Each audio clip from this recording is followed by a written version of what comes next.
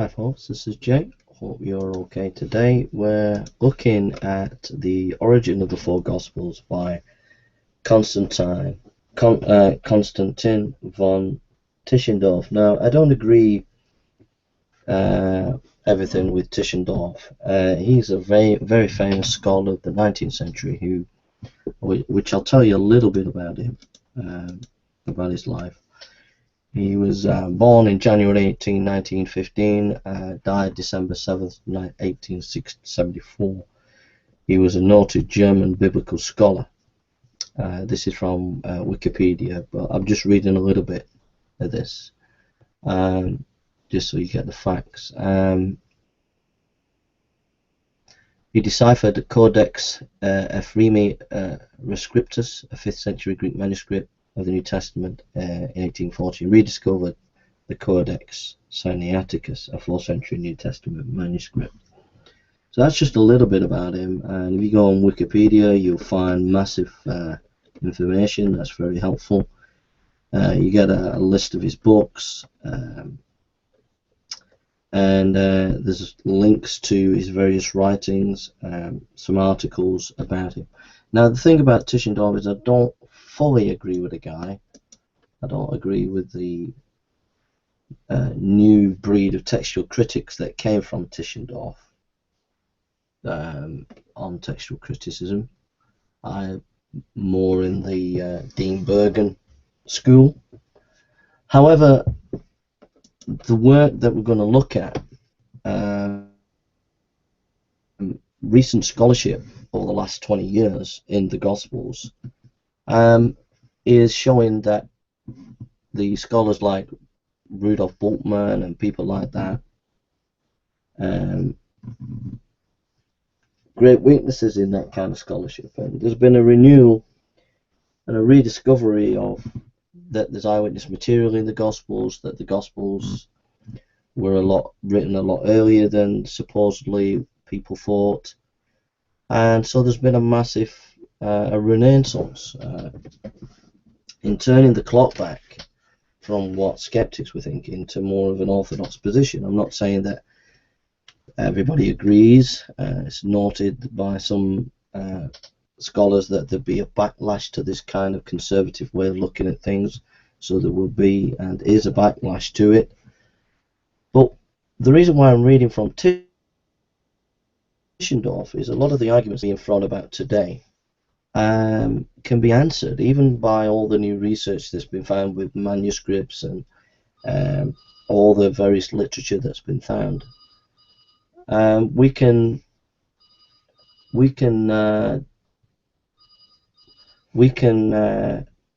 go back to Tischendorf and find arguments that are very helpful for today in the academic world, because it's basically going back to things that we already knew and looking at them in a fresh way. So, for example, going back to Irenaeus and various ancient texts like that, and reinterpreting them. So anyway, let's get to Tischendorf, and his book uses the classical arguments in the defense of the origin of the Gospels, which I think need to be heard today. He says on page 23, the life of Jesus has become center of religious controversies which agitate our age. The importance of this fact is great. At its foundation lies the confession that Christianity is not grounded so much on the doctrine of him from whom it received its name as upon his person. Every acceptation of the word Christianity which is antagonistic to this confession disowns the real character of the term and rests on misconception. The person of Jesus is the cornerstone of which the church bases its foundation. To it the doctrine of Jesus and of his disciples always and with the utmost distinctness points with the person of Jesus. Christianity stands or falls. To rob this person of his greatness, of that greatness which the entire church ascribed to him under the name Son of God, and yet to think to retain the Christian faith and the Christian church is a futile attempt at vain mockery. Even the morality which some might hope to rescue from the general shipwreck of faith is weakened by the unavoidable and remorseless contradictions which arise. For if the morality is sound, it must be a good tree growing from a diseased root. The life of Jesus is the most momentous of all questions which the Church has to encounter, the one which is decisive whether it shall or shall not live. Whence do we derive our knowledge of the life of Jesus? Almost exclusively from our four Gospels, in which the divine person of Jesus, the centre of Christian belief, and the main object of all attacks upon it, is presented in essentially the same light as in the Epistle of Paul. Unquestionably, the oldest of all the apostolic documents, all else that we know of him is confirmed to a few expressions and acts, and the unimportant exceptions is in the direct connection with and dependent on the Gospels. By far the most of these sources are to be found in the apocryphal, i.e. not genuine, untrustworthy fragments, not bearing the true names of their authors and aiming the more or less skill to supplement and complement the Gospel narratives. Others, partly of Jewish and partly of heathen origin, avow that very outset the intention of assailing the Gospels. Finally, we possess the two classical writers of the first and the two following centuries, Tacitus and Pliny. A few incidental expressions which have a lasting interest, the first testifying that Christ, the founder of the religion which had gained so strong a hold even in Nero's time, had been punished with death by the procurator Pontius Pilate, and during the reign of Tiberius, while Pliny asserts in a communication to Trajan that the Christians already, a numerous body in Bithynia, were in the habit of singing songs of praise to Christ as to a god. Our Gospels, therefore, if not the only authorities relative to the life of Jesus, are by all odds the most important ones, and the only direct sources that are in existence. If then the life of Jesus is only made to us by the Gospels, if we are directed to these books for the solution of all our questions about the birth, the activities, the conversation, character, and fortunes of Jesus, we have, of course, no less weighty an inquiry before us than this: whence spring our Gospels? For upon the origin of these books hinge their trustworthiness and all their value.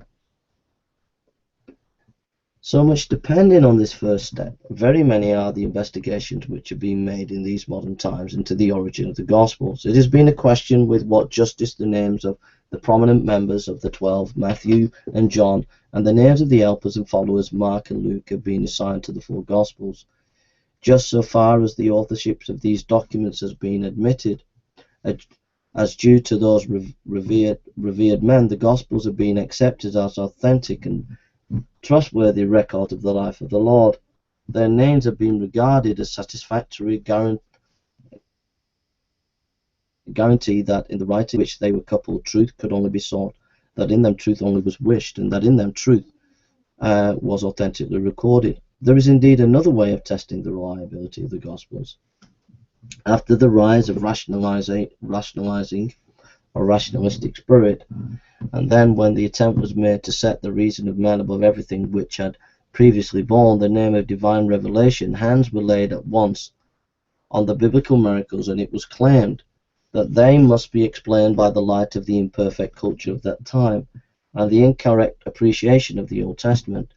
Out of this grew the theory of accommodation, as it was called, which asserted that Jesus made his words chime in with the expectation of his age, and that he gave himself out to be a more important personage than he really was. This theory of the rise of the Gospels has culminated in the piece of botchwork which issued from the Paris press in 1863. The author of that book, not troubling with any speculations respecting the share with which the apostles may have had in delineated the gospel portraits, but following his own self-imposed theories about miracles and revelations, has displayed boundless recklessness and given way to the most unbridled fantasies respecting the gospel history, caricaturing both it and its hero. He has written a book which has much more the character of a shameless calumny of Jesus than of an honest investigation into his career. Can we apply the terms historical inquiry to an attempt to show that John wrote the fourth gospel out of a spirit of self-love, not without jealousy of Peter and full of hatred to Judas Iscariot? Can we dignify by so high a term as scientific investigation such a theory as is respected the cause of sympathy felt for Jesus by the wife of Pilate, that she saw the Gentile Galilean, the fine-looking young man, from a window of the palace that looked out in the temple court, and that in consequence the thought that blood was to be spilled rested like a mountain load upon her soul? To cite one or two more examples of this mode of dealing with the Gospels, What shall we say of his manner of treating raising of Lazarus, where he endeavours to show that Jesus, whose role was becoming more and more difficult every day, practiced an involuntary piece of deception?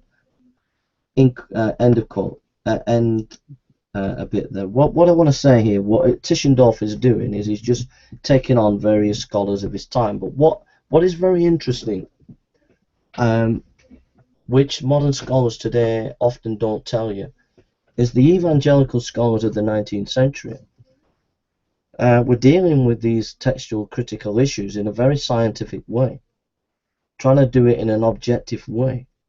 And what is not often remembered or noted is the more esoteric, creative scholarship, the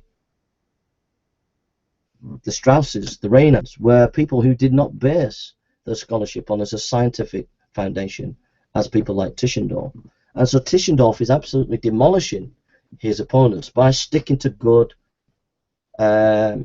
methodology, trying to keep us objective to the evidence of the facts, rather than presenting theories that are creative but not based in any reality of fact.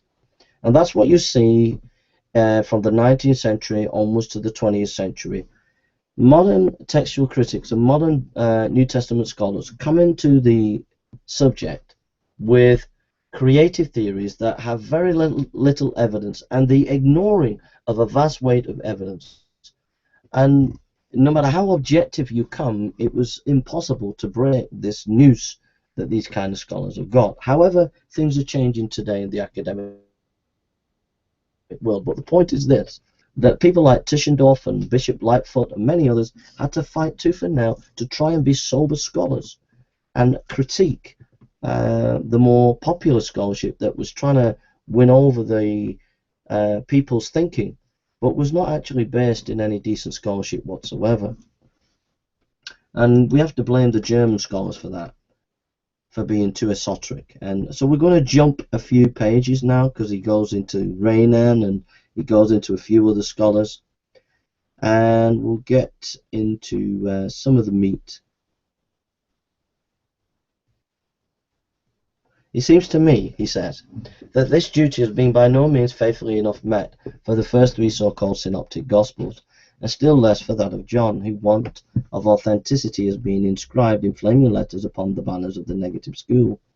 The writer of these lines imposes upon himself the task of trying to throw some light upon the evangelical documents, although in preparing the work not as special students but cultivated Christians generally, it may not be possible to enter so exhaustively into the subject as under the circumstances might be desirable. We can make as our starting point the unquestioned fact that in the last decade of the 2nd century our four Gospels were known and acknowledged in all portions of the Church. Here we get into some meat now. Irenaeus from 177 on, Bishop of Lyons, where the first Christian Church of Gaul was established, wrote a great work in the last decades of the 2nd century, directed the early heresies, the Gnostic, and on every page made use of the Gospels. Now this fact, this is me now, not Tischendorf, this fact alone is absolutely devastating to people like Bart Ehrman and modern textual critics and modern conspiracy theories about the New Testament. End of quote. That was just, let's get back to Tischendorf. Irenaeus on every page made use of the Gospel, providing himself from them with material to overthrow a system which was threatening to destroy the doctrines of the Church. The number of passages where he has recourse to the Gospels is about 400, and about 80 of these contain quotations from the Gospel of John. I mean, to me, this is me again, to me this is absolutely devastating to any critic of the New Testament. Because what it tells you is the four Gospels were early historical material. When you compare this historical material to, say, the life of Caesar or to the life of Cleopatra or whatever, this is astounding, because it's telling you that these sources go back early on. Now, one perceptive atheist said, what do you mean by early? Well, early can mean within 50 years of the event. It can mean 100 years of the event. whether it be 50 years or 100, it's still compared in the ancient history and ancient literature. It's vastly superior to any ancient literature when it comes to historical information. It says, from the closing decades of the 2nd century on, the able and learned Tertullian lived and labored at Carthage in Africa, and in his numerous writings there exist hundreds of citations from the text of the Gospels. Again, this is me, devastating to Bart Ehrman and modern scholars today who would attack the veracity of the New Testament, which, back to Tischendorf, which he made use of as his most decisive authorities. The same is true of Clemens and the celebrated teacher in the school of the Catacombs at Alexandria about the end of the 2nd century. Nor must I fail to allude to a catalogue generally known by the name of its discoverer, the ancient scholar Muratori, of all the books which were regarded as canonical in the very earliest times. This work was probably prepared at Rome and shortly after the time of the Roman Bishop Pius II. Some were between 160 to 170 AD. In this catalogue of books, thus reckoned as comprising the New Testament, the 4 Gospels are at the head.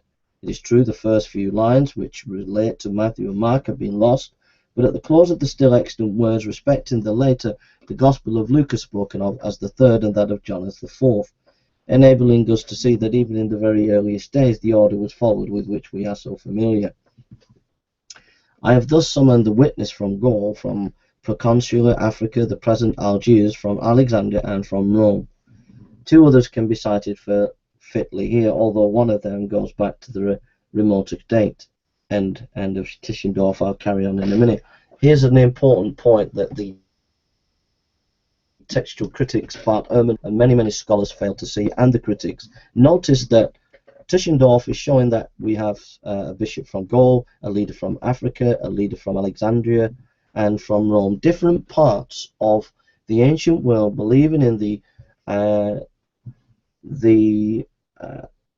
Gospels as written by the writers who wrote them. That is a highly significant fact. What that tells you, if that's happening in the 2nd century, what that clearly tells you, and skeptics do not fathom this out, and you need to understand that if the gospel has spread in the 2nd century so wide and was so well known in the 2nd century, it clearly shows you that these are going back to the 1st century. And not only going back to the 1st century, but they are intricately connected to the historical. Here's a quote. Here's a very important point. The historical oral tradition of the Gospels.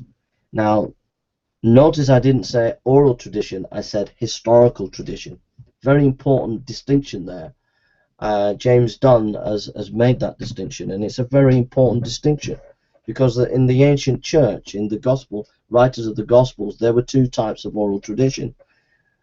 Just a parenthesis, oral tradition, you have to look at it in it's culturally specific. That's another issue that a lot of skeptics fail to realize. Each culture has a different aspect, a different way of passing on its oral traditions, and so they are culturally specific. And within the time of the gospels, there were 2 types of oral tradition, the one where you passed it on by mouth, and what we would call historical oral tradition. That is, individual people who were seen as important in collecting the historical information of the past and passing it on, either by writing or by verbal passing it on. So what the whole point is that what Tischendorf has noted here, which is very important, is that the Gospels were already well known in the 2nd century in Gaul, Africa, Alexandria, and Rome, which tells you they are 1st century documents, which tells you that they have been carefully preserved with coming from historical oral tradition. Okay, let's get back to Tischendorf. If you want more information on that, go and listen to James Dunn's lectures on oral tradition. So Tischendorf says 2 others can be cited fitly here, although one of them goes back to remoter date. I mean the 2 oldest translations of the Greek text used by the apostles themselves. One of these is the Syriac version and bears the name of Piscido, and the other is the Latin version known under the title Itala. Both of them give the 4 Gospels their place. The canonical acceptance of all 4 must unquestionably be general, as we see that they were transferred openly and as a whole in the language of the newly converted Christians, the Latinists and Syrians. The Syriac translation, which takes us to the neighbourhood of the Euphrates, is almost universally assigned to the end of the 2nd century, and although positive proofs are wanting in support of this date, yet we are not without good grounds for accepting it. The Latin version, on the contrary, had begun to gain general recognition even before the end of the 2nd century, for both Tertullian in his quotations from Irenaeus and the Latin translator of Irenaeus' great work against heresy, writing about the end of the 2nd century, make use of the text of the Itala. This, of course, implies that Latin translation was made some years before the close of the 2nd century. I shall have occasion subsequently to allude again to the striking fact that it was necessary to translate the Gospels into Latin and Syriac as early as the second half of the 2nd century, and that the number of documents was limited to the 4 with which we are now familiar.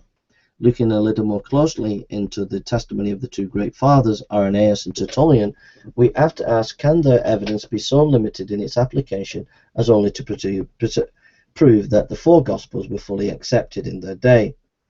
Irenaeus not merely invests these documents with entire authority in the citations which he makes to overthrow the Gnostic heretics. It even appears in his work that the Gospels, or rather to use his own expression, the fourfoldness of the Gospel has been conformed to the analogy of the 4 quarters of the globe, the 4 chief winds, the 4 faces of the cherubim. He asserts that the 4 Gospels are the 4 pillars on which the Church rests, as it covers the whole earth, and in the number of 4 recognized a special token of the Creator's wisdom. Is such a representation compatible with the facts that at the time of Irenaeus the 4 Gospels first began to be accepted, or that an attempt was then being made to append a 4th and newer one to the 3 older ones then current? Is it not much more credible that the acceptance of all the 4 was then of so long standing and so thoroughly complete that the Bishop of Lyons could allude to the fourfoldness of the Gospel as a thing universally recognized, and in consequence of this very recognition speak of it as a thing which harmonizes with great and unchanging cosmical relations? Irenaeus died in the 2nd year after the close of the 2nd century, but in his youth he had sat at the feet of the venerable Polycarp, who had been a disciple of John the Evangelist, and had been acquainted with many eyewitnesses of Jesus' life. In mentioning this fact, Irenaeus alludes very tenderly to the statement of his teacher Polycarp, that all that he had heard from the lips of John and other disciples of Jesus coincided fully with the written account.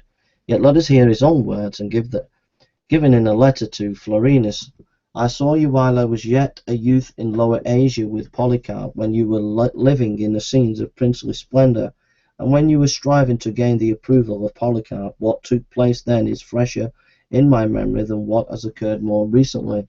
What we took in our youth grows up, as it were, with us, and is incorporated in us, and as such even now bring back to mind just the place where the good Polycarp used to sit, when he talked to us, how he looked as he came in and as he went out, and how as he lived, how he used to speak to the people, how he used to allude to his intercourse with John and repeat the words of the others who had seen the Lord, or how he used to recount what he had heard from their own lips about the miracles and the teachings of the Lord, and all in full accordance with the written narrative.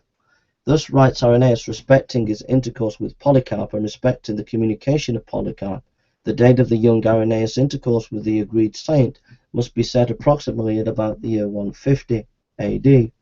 Irenaeus died in 202 AD, according to old accounts, a martyr, while Polycarp perished at the stake in 165 AD, after having, quote, to use his own expression, quote, served the Lord 86 years, end of quote. Is it to be believed that Irenaeus never heard from his teacher, whose communications respecting John he expressively refers to? One word regarding the Gospel of John? Indisputably, one part of Polycarp's testimony relative to John's Gospel carries us back to John himself. Just having a little rest here for a second. But Polycarp's evidence respecting the work of his teacher must be based upon the testimony of his teacher. The case becomes all the more clear the more closely we look into it on the adversary side and range ourselves with those who deny the validity of John's gospel. According to this view, Polycarp, although saying so much to Irenaeus regarding John, did not drop a word regarding the gospel of John. But supposing he did not, is it credible that Irenaeus fully accepted that gospel, that work which seemed to be the noblest gift of John to Christianity, the report of an eyewitness respecting the life, death, and resurrection of the Saviour of the world, as a gospel which ran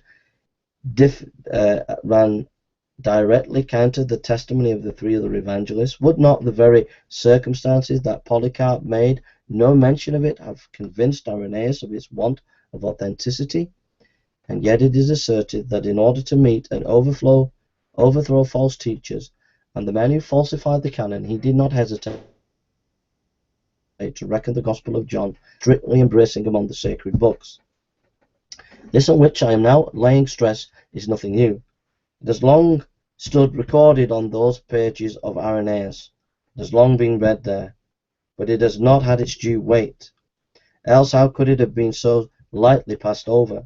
For my own part, I must completely justify the assigning of much greater weight on the part of correct and thorough investigators to the testimony of Polycarp and Irenaeus respecting the Gospel of John, than to all the difficulties and all the objections urged by skeptical scholars.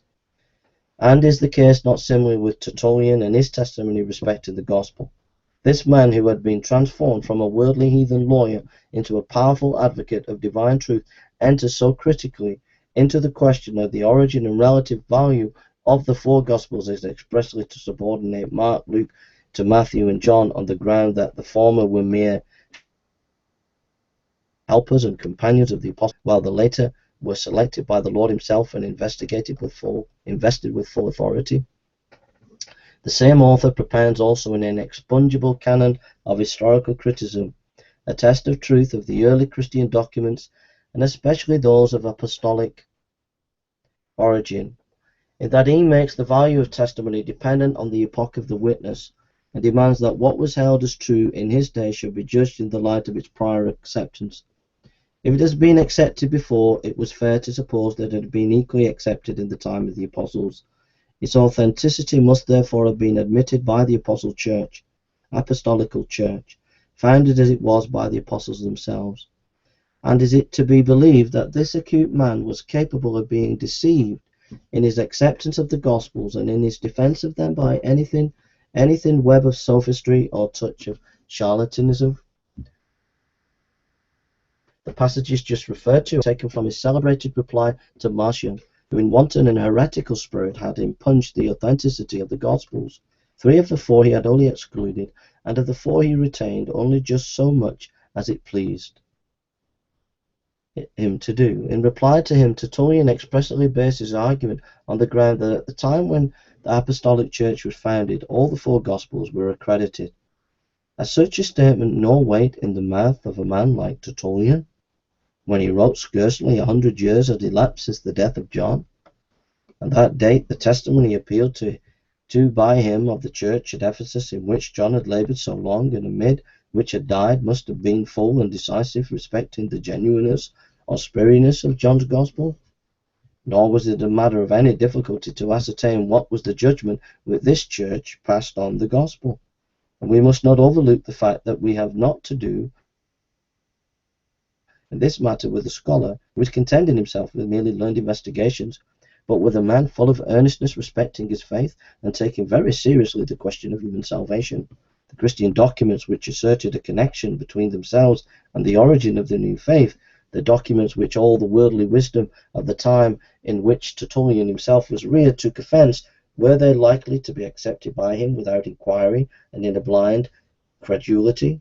And inasmuch as he expressly assures us that he bases his acceptation of all the 4 Gospels on the credit of the Apostolic Church, is it not unworthy suspicion the doubting that he made through inquiry into the capacity of the Apostolic Church to pass on an authentic judgment on the Christian documents? End of quote. I'll just reflect on what he said here and tell you my thoughts about this. Basically, what he's saying, you've got all these esoteric modern scholars of his day saying that we've got to get under the Gospels, and what the church is telling us is not true. The Gospels are of later antiquity, a later date. They're not actually decent historical source material. They don't go to the 1st century. They're probably all 2nd century documents.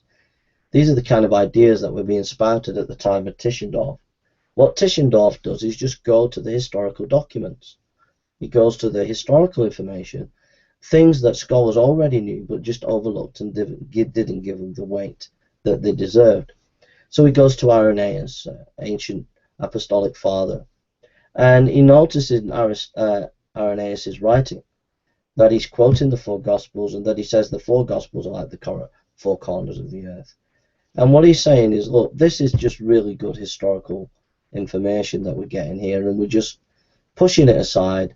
And if we listen to this historical information, it's telling us the Gospels were not 1st century but 2nd century, not only 2nd century, but written by the people that we believe they were written by. And then he goes on to Tertullian, who is combating Marcion, who denied some of the Gospels because they were Jewish, and anything Jewish, Marcion did not want in his canon. So Tertullian is combating this, and Tertullian is quite clearly making it clear that there are 4 Gospels. So again, what Tischendorf is saying is this is just brilliant historical information to confirm that the 4 Gospels were written in the 1st century and were written by the people they were written by. And I think he's correct. And I think there has been a witch hunt by modern scholarship over the last 150 years against Irenaeus and Tertullian, not really wanting to give full weight to this kind of, to these people. That's me. Back to Tischendorf. He says, I insist, therefore, to sum up the matter, that the testimony of Irenaeus and Tertullian respecting the 4 Gospels is not to be taken as an isolated, unrelated fact, but it must be considered as a valid result of all the historical evidence which was at their command. And how far we are justified in this is shown not only by the authorities already adduced, the author of the Martori list of New Testament books, the African translators of the Gospels into Latin, and the originator of the Itala, but by all the other witnesses who lived prior to the time of Irenaeus and Tertullian. Many of my readers are acquainted with the so-called harmonies of the Gospels, the works in which the 4 sacred narratives are coordinated into single one. In this way, an effort has been made to draw the Gospels alone to as closely followed and faithful portrait of our Lord's life, those points which one narrator has brought more prominently into view than the others being employed as supplementary the other accounts, and a complete picture being the result. In these works, the narrative of John has been drawn upon to supply the incidents occurring in the last 3 years of Jesus' life, and to follow his course step by step. Harmonies of this kind were prepared as early as 170 AD by 2 men whose names are known to us. One of them was Theophilus, Bishop of Antioch in Syria, and the other was Tatian, a disciple of Justin, the great theologian and martyr. True, both of those works are lost, but Jerome speaks in the 4th century of the one prepared by Theophilus as still existing, describing it as a combination of the 4 Gospels in one continuous narrative. Respecting the second, we have the testimony of Eusebius and Theodoret. The later of him speaks within an intimate knowledge. Tatian himself alludes to his work as the Gospel made up of 4, the Diatessaron. Both of these men wrote other works which are still extant. In 180 and 181, Theophilus indicted the 3 books as to Orchilochus, a learned heathen who had assailed Christianity. And in this work are extracts from Matthew, Luke, and John. It is especially noteworthy that he cites the later chapter 2:22, alluding explicitly to the name of the author. His words are, "This is taught by the Holy Scriptures, and all inspired men, among whom is John, who says, In the beginning was the Word, and the Word was with God, and the Word was God. All things were made by him, and without him." This makes it certain that the harmony of the Theophilus embraced the Gospel of John. The same is true of Tatian, for in his address To the heathen, a work filled with learning and very decided in its tone, written probably between 160 and 170 AD, there are several passages quoted from John's Gospel, such as this: "The light shineth in the darkness, and the darkness comprehended it not. The light was the light of men, and all things were made by him." From this it would seem certain that his harmony, like that of Theophilus, although it may have taken some liberties with the order of the narrative, included the Gospel of John, and this chimes admirably with the statement of Bishop Bar Salabi that the Diatessaron of Tatian, accompanied by a commentary by Ephraim and thus discriminated from the Diatessaron of Ammonius, began with the words, "In the beginning was the Word." These harmonies last mentioned, one of which must with much probability be ascribed to a date within the first 60 years of the 2nd century, are far more worth than that would be gathered from a single scattered extracts for their preparation points back conclusively to time when the 4 Gospels were already accepted as a perfect record, and when the necessity had begun to be felt of deducing a higher unity and a more harmonious completeness from them than the diversity of various books, and the apparent discrepancies had rendered apparent. If these efforts are to be assigned to a date as early as the 2nd decade, subsequently to the middle of the 2nd century, it makes the inference a necessary one that the use of the recognition of the 4 Gospels must be assigned to a much earlier date. Totally agree. So basically he's saying there that there were these gospel harmonies right from around about 160 AD. That's basically what he's saying. And these various gospel harmonies that were based on 4 Gospels, which shows again that they were already authoritative, and that pushes the date of the Gospels back into the 1st century and to the authorship of those Gospels. So that's basically what he's arguing for there. He goes on, similar testimony we owe to the contemporary of the 2 men just named, Claudius Apollinaris, Bishop of Hierapolis and Phrygia, whose epoch is assigned by Eusebius, 426, to the reign of Marcus Aurelius. For in a fragment preserved in the Chronicon Paschal, he declares that if the Quadrisimenians, so called from holding like the Jews that the 14th of Nisan was the day for celebrating the Paschal sacrifice, appealed justly to Matthew in support of the view that Jesus partook of the Last Supper with his disciples at the precise time of celebrating the Paschal offering. There must be an antagonism among the writers of the several Gospels. Now, as in this context, Matthew, Mark, and Luke must be arranged on the side, and John on the other. The words of Apollinaris indicate that all the Gospels were conceded in his day to have equal value. To this may be added that in one passage still extant in the same Chronicon there is undeniable reference to John's allusion in chapter 19:34 to the piercing of Jesus' side. According to Eusebius, the choice of Dionysius as Bishop of Corinth occurred in the year 170 AD. The same historian has preserved for us, Eusebius 423, some fragments of letters and other documents from the pen of Dionysius.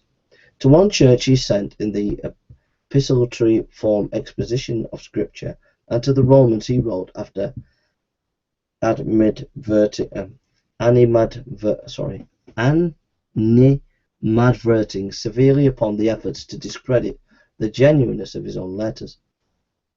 That it was not all strange that men sought to discredit the gospel, since these 2 were documents whose value was so great that their authenticity should be indisputable. The expression Holy Scriptures might not necessarily refer to the New Testament, but the word which Dionysius employs writing respecting the law, the same term which Clement of Alexandria uses, Strom, page 7, verse 1, has the same signification with the expression New Testament, and relates evidently to the books which were then accepted as constituting the New Testament canon. The Apology, written by Athenagoras of Athens in the year 177 AD, contains several quotations from Matthew and Luke. It displays also unmistakably marks of being influenced by John's Gospel, as for example in the passage which speaks of the Logos as the Word of God, and which alludes to the Son of God who is in the Father, as the Father is in the Son. It contains the very expression found in the first chapter of John, 3rd verse, all things were made by him, and in the 7th chapter, 20th verse, as thou, Father, art in me, and I in thee. I'll just make a point here. What I'm beginning to see here is as a massive scholar who is actually just absolutely got the scholarly period of the 2nd century at his fingertips. I mean, we're going to bishops and writers in Athens about the gospel, so we're in the hands here of a brilliant scholar, and it's marvelous to see. And we do well to listen to what he's saying and realize that a lot of these things that he's saying are actually being confirmed even more as we've gathered more material. And what we need to do is start a renaissance in the academic world to going back to these ancient sources and reassess them with a more objective way of thinking rather than the biased Enlightenment methodologies that came in and have stopped us from actually looking at this source material in a more objective way. We've been too engrossed in source criticism, too engrossed in form criticism, not to rely upon this kind of evidence, which is fatal if we're going to do proper historical reconstruction of how the New Testament came to be. So he says, I have taken these witnesses to the credibility of the four Gospels from the epoch prior to Irenaeus and Tertullian, and just at the threshold of Irenaeus' period, the 2nd and 3rd decades after the middle of the 2nd century. There are, however, left to us other witnesses much earlier, and like those just quoted, men who speak to us right from the very bosom of the Church. Between the apostolic epoch and that which followed there intervened the so-called apostolic fathers. For as direct disciples of the apostles, they must be reckoned as in immediate connection with the apostolic age.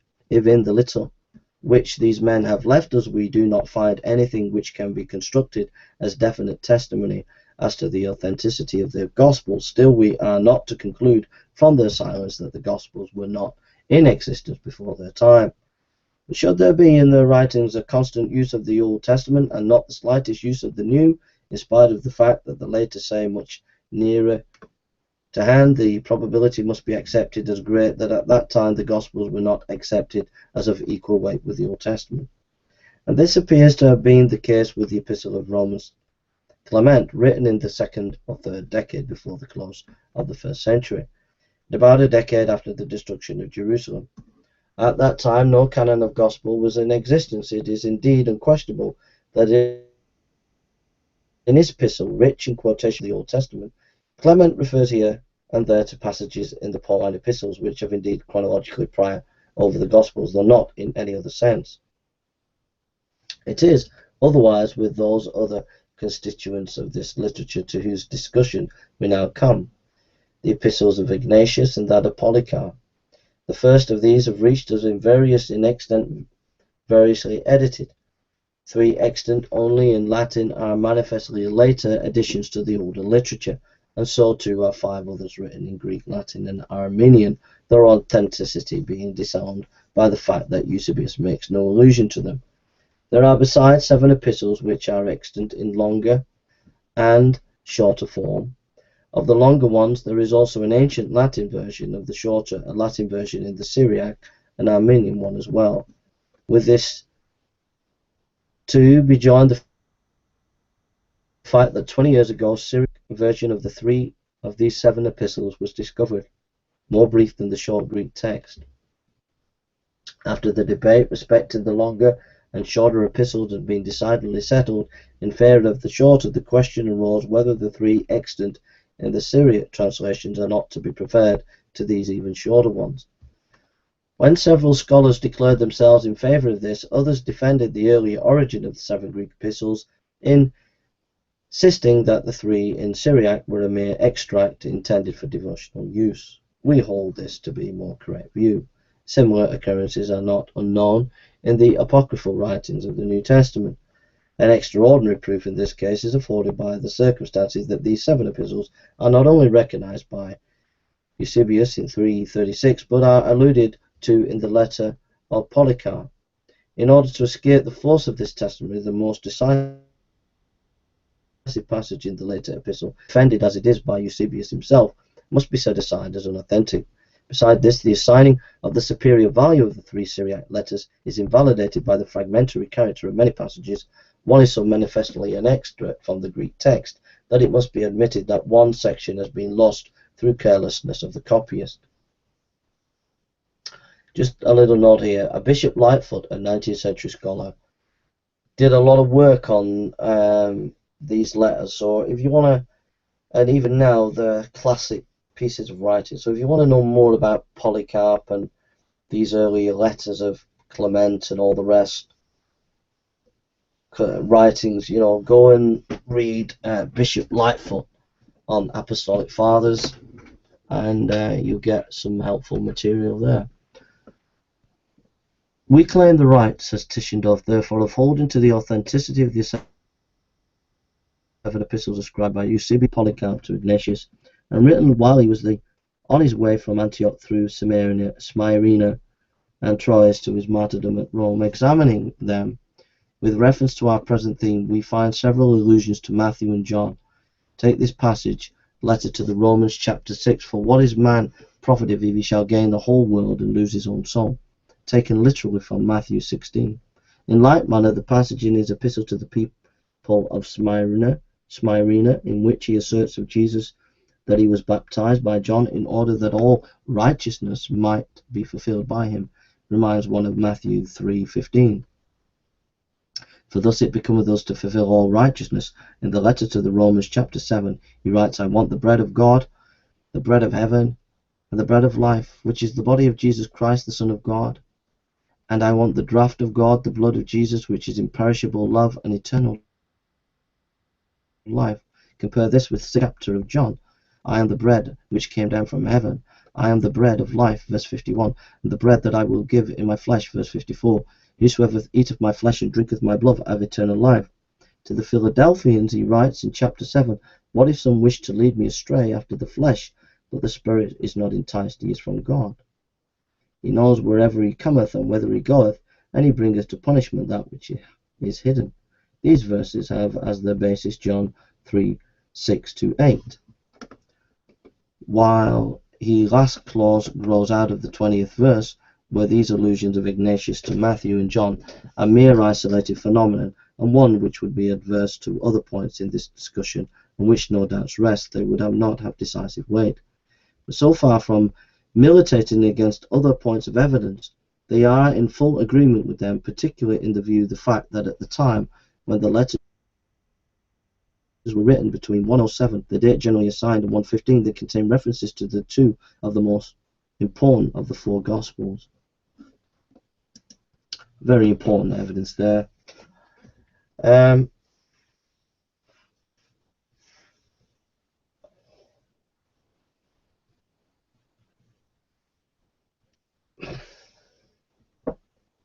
Just going to have a drink.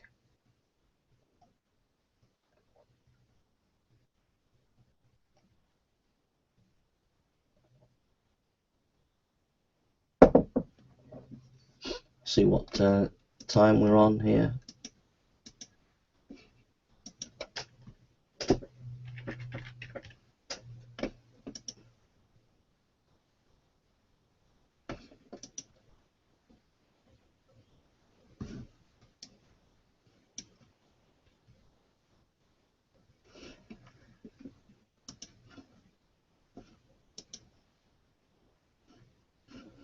Just be with you in 1 second. I'm just having a break for a minute. Just feel free to just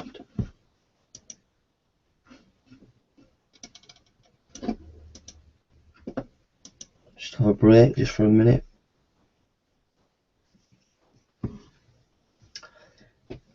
I really enjoy this kind of stuff. I really love it, and I just like reading this kind of material, and I understand this stuff more than I do cosmology.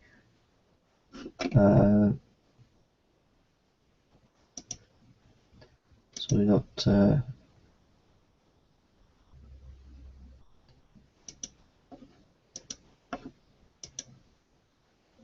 yeah. So I understand this more.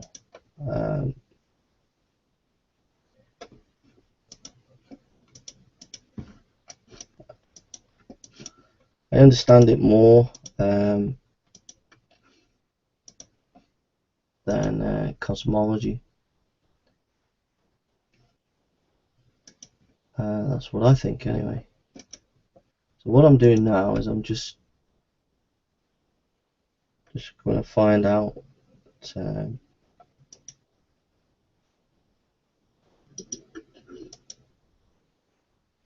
so we're 51 minutes in to this program, and I'm going to just continue for a little bit while longer because it's a very important topic, and you've been given a lot of scholarship to reflect on there and to think about.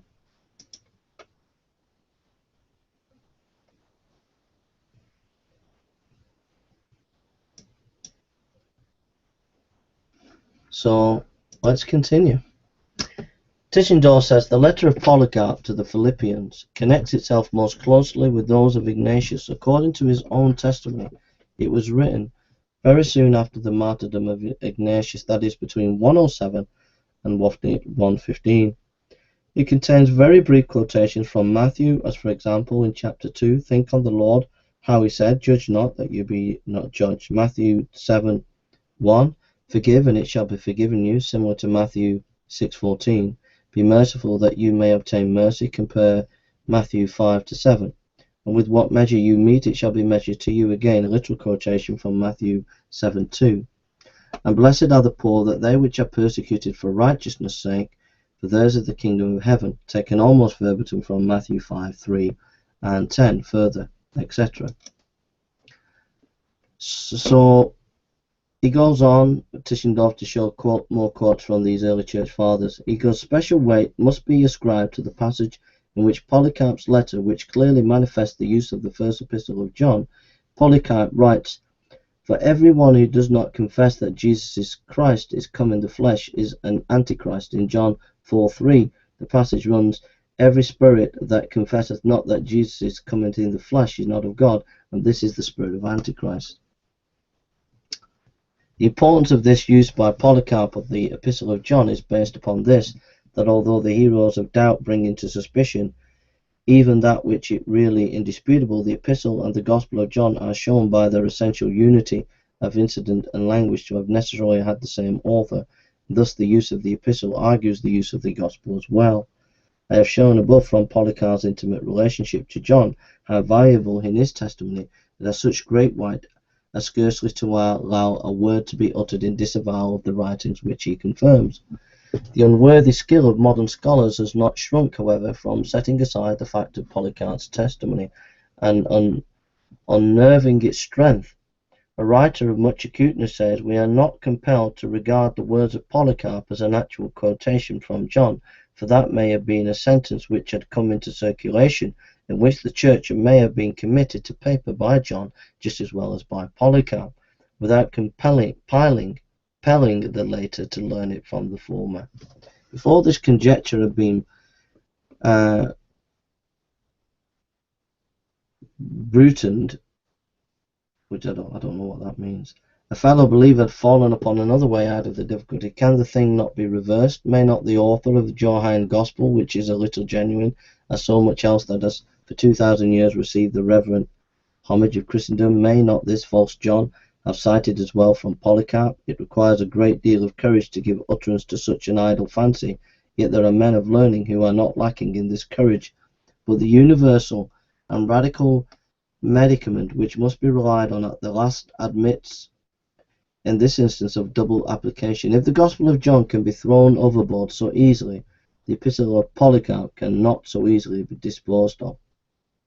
Polycarp then did not write the Epistle, yet the disciples of Polycarp Irenaeus believed and gave his witness to just the contrary, but there are never lacking spacious grounds for false position. The professors of the 19th century have the art of putting out of sight even in Irenaeus and his followers.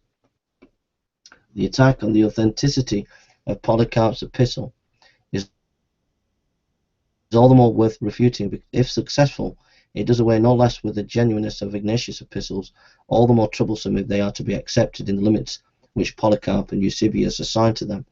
On this account, the latest outbreaks of critical presumption and audacity have been directed against the whole Polycarp-Ignatius literature. What one of these critical hearers does not venture, another does. One goes to work more in root and branch and fashion, and another more artistically. The one contents himself with rejecting on his own authority all those passages in Polycarp's letter which allude to the person and epistle of Ignatius, imputing them to a forger known to have lived long before Eusebius' time. The other, on the contrary, casts away the whole letter. In like manner, the one satisfies himself with regarding the 3 shortest Syrian epistles of Ignatius as genuine, the other holds it more advisable to assert that not a single one of the collective letters of Ignatius is genuine. Such things as this would soon convert the temple of God into a common ruin. For my own part, I do not hesitate to advance further in the period of Polycarp. Justin, a martyr even before his violent death in Rome in 160, made his memory clear to the church, had attained to great celebrity through his writings. 3 of his works are still in existence in the complete form, and their authenticity is undisputed. The 2 Apologies and the dialogue with the Jew Tryphon. Eusebius displays perfect familiarity with the 2, which were written to defend Christianity against the attacks of high pagan authorities, and speaks of them as 2 separate works, one of which was dedicated to the Emperor Antonimus, the other to Marcus Aurelius. Jerome repeats the statement of Eusebius, and most scholars down to the present day have coincided with him. The first work must be assigned to the year 138 or 139, the other 161, and the first year of the reign of Marcus Aurelius. Respecting the first, however, it should be said that it was 139 that Marcus Aurelius Vercimus was named as Caesar, yet the inscription does not address him with the imperial title. Very recently there have been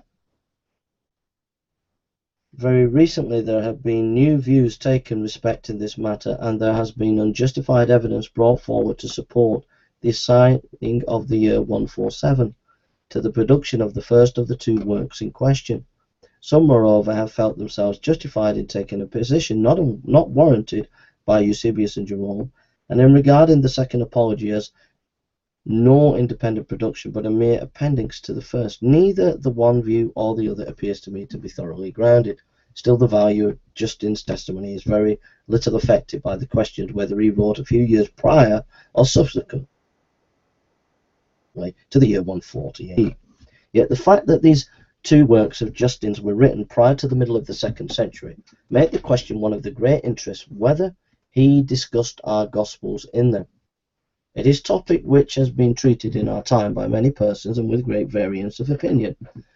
What is the essential result again from these investigations? That Justin often quotes from our own Matthew is indisputable. That in various passages follows Mark and Luke is extremely probable. Yet this fact has been invalidated by efforts of some to show that Justin did not use our Gospels as his basis, but writings very like them in character, perhaps the Gospel of the Hebrews, or according to some the Gospel of Peter, which is derived from the letter, but which, with the exception of a few passages, has remained entirely unknown to us to the present time. One support of this view is found in the fact that some quotations of Justin are also found in the Pseudo-Clement homilies, having the same or similar differences from the readings in a canonical text.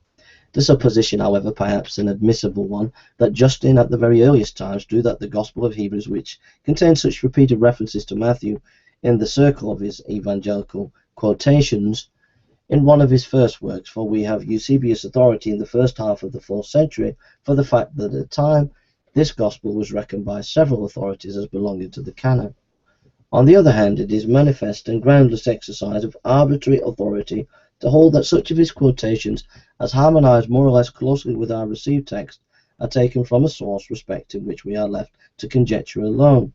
Such a view is all the more inadmissible from the fact that free extracts from our Gospels are fully in accordance with the character of the times which they fall, and this same epoch, the first half of the 2nd century, to which we trace the main origin of the diverse materials which enter into the canon, and more especially the Gospels.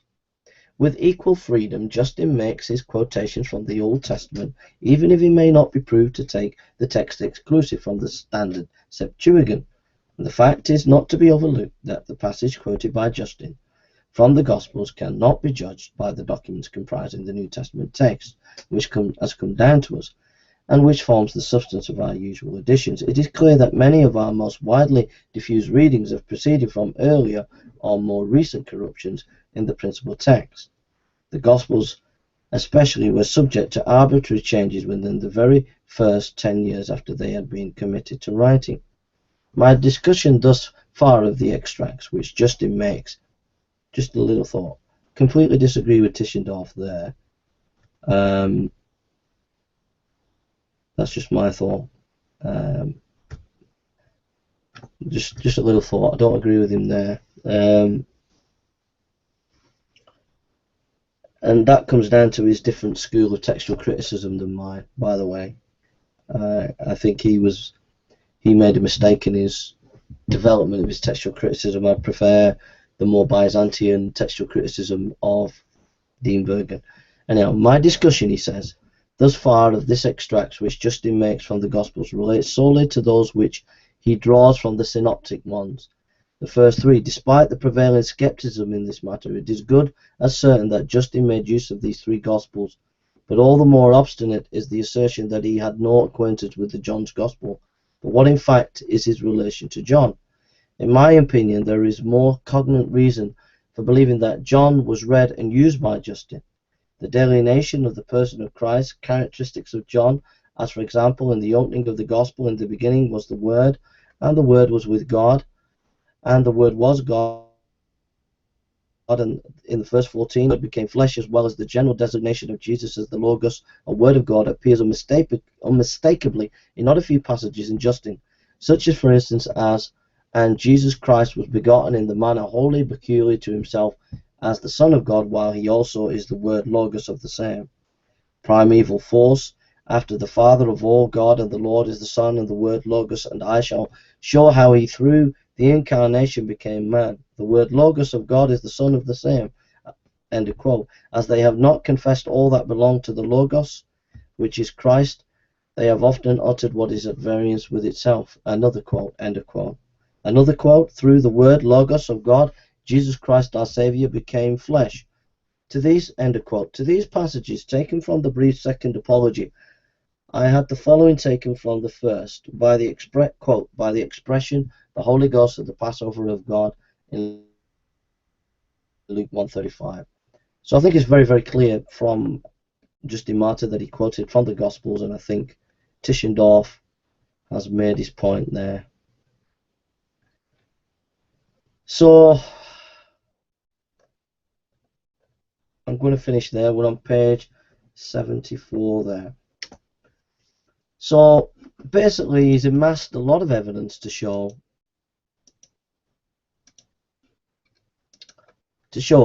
that the early church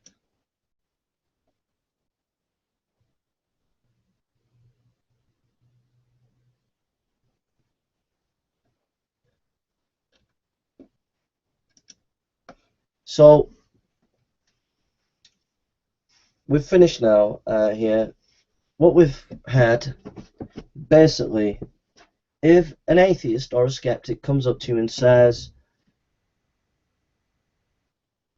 how do we know that the Gospels were written by the Gospel writers? How do we know that these should be in the canon, and why were the others not in the canon, and all the rest of it? We can say, basically, from what Tischendorf is saying, Irenaeus, Polycarp, Tertullian, the early church fathers and the apostolic fathers were quoting these four Gospels as authoritative, and that proves that they are first century and that they come from these writers. That's the argument that he's making, and it's an unassailable argument, basically, absolutely unassailable. So there we are. That's basically what this hour has come to. I hope that you've enjoyed this. I absolutely love this kind of stuff. I really enjoy it, and enjoy reading this kind of material. And so I hope you found it a blessing. I make a cup of tea, have a rest for half an hour. I'm going to come back and I'm going to go on Christian Think Tank, pick an article there, and read it and just talk about it for an hour. So, hope you're okay, and God bless you all. Take care.